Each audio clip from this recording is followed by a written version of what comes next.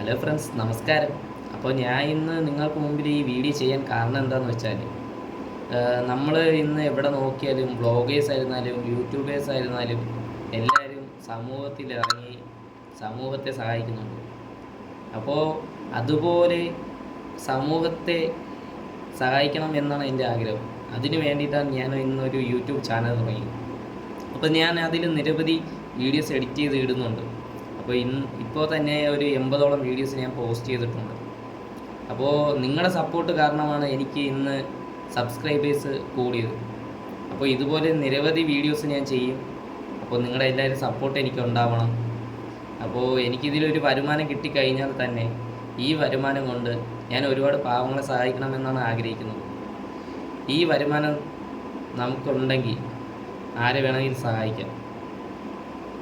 അപ്പോൾ ഞാനിങ്ങനെ ഒരു ആഗ്രഹമായിട്ടാണ് ഇറങ്ങി തിരിച്ചത്. അപ്പോൾ ഇപ്പോൾ എനിക്ക് നല്ലപോലെ സപ്പോർട്ട് കിട്ടുന്നുണ്ട്. അപ്പോൾ ഇപ്പോൾ 2500ഓളം സബ്സ്ക്രൈബേഴ്സായി.